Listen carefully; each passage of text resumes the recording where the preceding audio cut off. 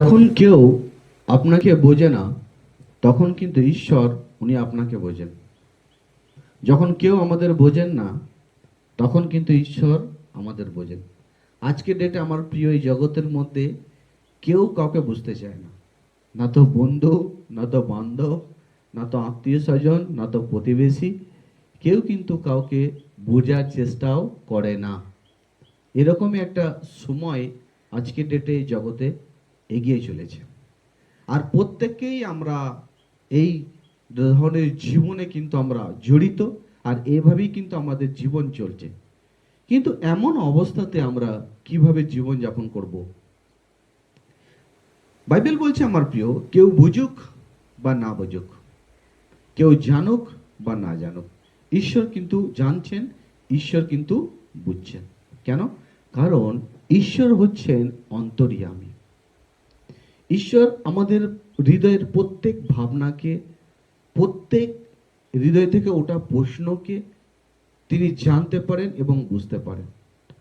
কারণ হৃদয়ের মালিক হচ্ছেন ঈশ্বর। হালেলুয়া। তাই আজ যেমন যে পরিস্থিতির মধ্যে আমরা জীবন ব্যতীত করছি, আর বাক্য বলছে, গীত সংগীতা তার 34-18 মধ্যে বলছে, প্রভু সেই জনের কাছাকাছি থাকেন। কোন জনের কাছাকাছি থাকেন? যাদের মন ভাঙা। তিনি উদ্ধারের হাত বাড়ান যারা আত্মায় দুঃখিত। আজ আপনি প্রভুতে চলছেন, প্রভুতে চলছেন, কিন্তু প্রভুতে আপনি একাই ছুটে চলেছেন, একাই কাজ করছেন। অনেক সময় আপনি একাই করছেন, আপনি যেগুলো মানছেন সেগুলো কিন্তু আপনার বন্ধু আত্মীয় স্বজনরা মানছে না। অনেক সময় আপনার রাগ হচ্ছে, আমি মানছি, আমি এত কিছু করছি, কিন্তু এরা তো মানছেই না, এরা তো করছেই না। অনেক সময় এইসব বিষয়ে নিয়েও কিন্তু আমাদের কি হয়, মন ভেঙে যায়। আর মন ভেঙে যায়, আর কেউ কিন্তু আমাদের করে বুঝে ওঠার চেষ্টা করে না। আজ আপনি ভালো কাজ করছেন, আপনাকে সহজে কেউ কিন্তু বুঝে ওঠার চেষ্টা করবে না। কারোর জন্য আপনি ইয়ার্কি মারা একটা বা ঠাট্টা কারণেওয়ালা, কারোর জন্য একটা আপনি টাইম পাস করার মতো ব্যক্তি, কারোর জন্য আপনি একটা বেকার ফালতু লোক, এ ধরনের বিষয় হয়ে আছে আজকে ডেটে। কিন্তু আমাদের করে মনে রাখতে হবে, আমরা যা কিছু করছি আজ ঈশ্বরের জন্য করছি, আর ঈশ্বরই কিন্তু এই কাজের বেতন কিন্তু আমাদের ঘরে দেবে। ঈশ্বরের প্রতি করা কাজ, ঈশ্বরের প্রতি চলা, বা ঈশ্বরের জন্য যে কোনো ভাবনা চিন্তা আমরা করে থাকি না কেন, এই সমস্ত কিছুর বেতন কিন্তু ঈশ্বরই আমাদের ঘরে দেবেন। ঈশ্বর ছাড়া কেউ কিন্তু দেবে না। ঈশ্বরের করা কাজ ঈশ্বরই দেবেন। হালেলুয়া। তাই কেউ বুঝুক বা না বুঝুক, ঈশ্বর কিন্তু আমাদের ঘরে বুঝছেন। আজ আপনার হৃদয়ে অনেক কষ্ট, কে বুঝবেন? কেউ বোঝার চেষ্টা করবে? আপনি যতই আপনি সেই বিষয়টা আপনি সামনের ব্যক্তিকে বলেন না কেন, সে শুনবে খানিকক্ষণের জন্য, তারপর ফের সে একটা কান দিয়ে কিন্তু সে কি করবে, সেটাকে বার করে দেবে। আপনি আপনার বন্ধু বান্ধবকে বলুন বিষয়টাকে, আত্মীয় স্বজনকে বলুন, সেও কি করবে, শুনবে। শোনার পর কিছুক্ষণ পর কিন্তু সেই বিষয়টাকে সেও কিন্তু কি করবে, কান দিয়ে বার করে দেবে, হৃদয় থেকে সে সরিয়ে যাবে, সে ভুলে যাবে। কারণ মানুষ হচ্ছে অনেক দুর্বল আমার প্রিয়। সে নিজের ছাড়া কারো কোনো বিষয়টাকে ধরে রাখা বা তার প্রতি একটা ভালো চিন্তা করার ক্ষমতা কিন্তু মানুষের কাছে অতটা নেই। হালেলুয়া। হ্যাঁ, কিন্তু ঈশ্বরের লোক, ঈশ্বর হইতে কিন্তু যখন আমরা ঈশ্বর হইতে জীবনযাপন করি, তখন আমরা কারো না কারো বিষয়ে আমরা কিন্তু একটু ভাবনা চিন্তা করে থাকি। তাই আমার প্রিয়, আমরা যখন ঈশ্বরে চলছি, ঈশ্বরের পথে চলছি, আপনাকে মনে রাখতে হবে, আর আপনার ভরসা রাখতে হবে যে কেউ বুঝুক বা না বুঝুক, কেউ জানুক বা না জানুক, কেউ কিছু আমার যেন করুক বা না করুক, ঈশ্বর আমায় বোঝেন, আর আগেও বুঝেছেন, আর আসছে দিনেও কিন্তু ঈশ্বর আমাকে বুঝবেন। আমরা যে কোনো ভালো কাজ করছি, সে প্রত্যেকটা কাজের বেতন কিন্তু ঈশ্বর দেবেন আমাদের ঘরে। Praise the lord. তাই যাদের হৃদয় ভেঙে গেছে, আজ কারোর হৃদয় ভেঙে গেছে, সেই ভাঙা হৃদয়কে কিন্তু ঈশ্বর বুঝবেন। কারো চোখের জল পড়ছে, কেন পড়ছে চোখের জলটা, সেটা কিন্তু ঈশ্বর বুঝবেন। আজ কোনো ব্যক্তি অনেক দুঃখিত, কেন সে দুঃখিত, সেটা কিন্তু ঈশ্বর বুঝবেন। সেটা কি মানুষ বুঝবেন? মানুষ কি কোনোদিন সেটা বুঝে উঠতে পারবেন? কোনোদিনই পারবেন না। হালেলুয়া। তো ঈশ্বরের পথে যে আমরা চলছি, আর অনেক সময় আমরা যেন এরকম চিন্তা না করি কি কেউ আমাকে বুঝছে না, বোঝার চেষ্টা করছে না। না না, জগৎ থেকে কিন্তু আপনার ফিডব্যাক আসবে না। আপনার ফিডব্যাক কিন্তু ঈশ্বর হইতে আসবে। ঈশ্বরই কিন্তু তিনি কি করবেন? আপনার ফিডব্যাক দেবেন। হালেলুয়া। তারপর আমরা দেখব আমার প্রিয়, এইখানের মধ্যে 1 সামুয়েল 1 অধ্যায়, এখানে লেখা আছে হান্নার গল্প। সবাই ভাবলো সে মাতাল, কিন্তু ঈশ্বর জানতেন সে প্রার্থনায় ডুবেছিল। হালেলুয়া। এখানে হান্নার পনিনা আর এলকিনা, মানে এলকিনা একজন পুরুষ ছিলেন, তার 2টো ওয়াইফ ছিল, একটা হান্না ছিল আর একটা পনিনা ছিল। বাইবেল বলছে যে পনিন্নার তো সন্তান ছিল, কিন্তু হান্নার কোনো সন্তান ছিল না। আর এইখানে সন্তান না হওয়ার কারণে যে তাকে কত বড় একটা দুঃখের জীবনযাপন করতে হতো, সেটা হান্না ভালোভাবে জানতো, আর ঈশ্বর জানতো।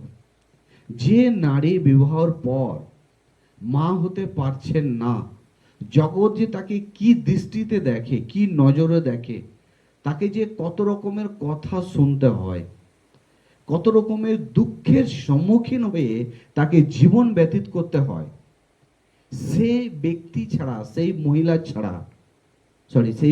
ছাড়া কিন্তু অন্য কেউ কিন্তু জেনে উঠতে পারে না। হ্যাঁ, আমরা উপর জানতে পারি, ও হ্যাঁ, ও তো বাচ্চা হচ্ছে না। কত রকমের মানুষ কত রকমের না কথা বলে, তার পেছনে কমেন্ট করে থাকে। নিশ্চয়ই কোনো বড় পাপ করেছে, হয়তো তাদের বংশধররা নিশ্চয়ই এমন কিছু করেছে যার জন্য ঈশ্বর দেখো ওনাকে বাচ্চা প্রসব করার সেই ক্ষমতা তিনি কেড়ে নিয়েছেন, ওনার কোককে তিনি কি করেছেন? বন্ধ করে রেখেছেন। অনেক রকমের মানুষ কিন্তু অনেক ধরনের কমেন্ট কিন্তু করতে থাকেন। কিন্তু আমার প্রিয়, আমরা এদের জীবন দেখছি, এনারা কি করতেন? প্রত্যেক বছরে তিনি একটা মানে একটা পবিত্র জায়গায় গিয়ে তারা কি করতেন? ঈশ্বরের রাজ্যের জন্য তারা কিছু না কিছু উৎসর্গ করতো, তার স্বামী, তার ছেলের জন্য, তার বউদের জন্য। কিন্তু একদিন এমন হলো, একটা সময় এলো, হান্না তিনি নিজে নিজে চিন্তা করলেন আর ভাবলেন যে আমি কি করব? ওখানে যাব, গিয়ে আমি প্রার্থনা করব, আর ঈশ্বরের কাছে গিয়ে আমি চাইব। আর হান্না তিনি কি করেছিলেন? সেই পবিত্র জায়গায় গিয়ে হান্না কি করছিলেন? প্রার্থনা করছিলেন। বাইবেল বলছে তিনি এমন প্রার্থনা করছিলেন, এমন তিনি গড়াগড়ি দিচ্ছিলেন, যেমন কোনো ব্যক্তি মদ খেলে যেমন রাস্তায় গড়াগড়ি দেয়, সে এমন সেই রকম পরিস্থিতির মধ্যে সেভাবে হয়ে তিনি হান্না প্রার্থনা করছিলেন। আর সেখানে যে পুরোহিত ছিলেন তিনিও বললেন, এ হান্না, তুমি কি মদ খেয়েছো নাকি? তখন বলছে, না, আমি মদ খাইনি, আমি হৃদয় দিয়ে অনেক ভেঙে গেছি। মানে কেন? বলছে, আমার একটাও সন্তান নেই, আমি একটা সন্তান চাইছি, যে ঈশ্বর তুমি আমার একটা সন্তান দাও। আমি তো বন্ধ নারী, আমার কোক বন্ধ। জানেন, হান্নার কোক কিন্তু বন্ধ ছিল। হান্নার কোক বন্ধ ছিল, ঈশ্বর তার কোককে বন্ধ করে রেখে দিয়েছিলেন। ঈশ্বর কোক খুলতেও পারে, কোককে তিনি বন্ধও রাখতে পারেন। কিন্তু হান্না যখন ধার্মিকতার জীবনে এসে ঈশ্বরের সেই পবিত্র জায়গায় গিয়ে যখন তিনি প্রার্থনা করছিলেন, হৃদয় ভেঙে চোখের জলে ভিজে গড়াগড়ি দিয়ে যখন তিনি প্রার্থনা করছিলেন, সেখানকার পুরোহিত তিনি বললেন, যখন তিনি বিষয়টা জানলেন, তিনি বললেন, অবশ্যই ঈশ্বর তোমাকে একটা সন্তান দেবে। হালেলুয়া। হান্না প্রার্থনা করেছিলেন কি, প্রভু তুমি আমায় একটা সন্তান দাও, আর সেই সন্তানটা আমার জন্য, আমার লাভের জন্য নয়। আমি সন্তানটা এই জন্যই চাইছি, আমি এই বদনাম থেকে বেরোতে চাই, কারণ এই বদনাম আমি কিন্তু সহ্য করতে পারছি না। বদনামটা কি ছিল?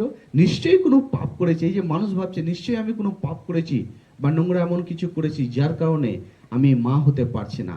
আমি এই বদনাম আমি সহ্য করতে পারছি না প্রভু, আমি এই বদনাম থেকে তুমি আমাকে বার করো। তখন ঈশ্বর কি করছেন? আর তিনি আর কি প্রার্থনা করছেন? তুমি আমায় সন্তান দাও, সেই সন্তান কিন্তু আমি চাই আমার এই বদনাম থেকে আমি বেঁচে যাই, আর এই সন্তানকে আমি তোমার রাজ্যের জন্য, তোমার কাজের জন্য আমি তাকে দিই। সে হান্না কি প্রার্থনা করলেন কি, প্রভু এই সন্তান আমাকে আপনি দিন, এই সন্তান যখন দুধ খাওয়া ছেড়ে দেবে, আমি এই সন্তানকে আপনার রাজ্যের জন্য, সারা জীবনের জন্য, আপনার রাজ্যের কাজ করার জন্য আমি আমার সন্তানকে আমি দিয়ে দেবো। হালেলুয়া। আর ঈশ্বর হান্নার এত সুন্দর প্রার্থনা শুনে তিনি খুশি হয়ে গেলেন।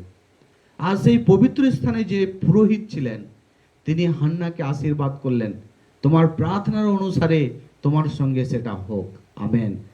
আর হান্নার কি হলো? হান্না সেই প্রার্থনার অনুসারে তিনি গর্ভবতী হলেন, আর এক বাচ্চা বালককে, এক ছেলেকে তিনি জন্ম দিলেন।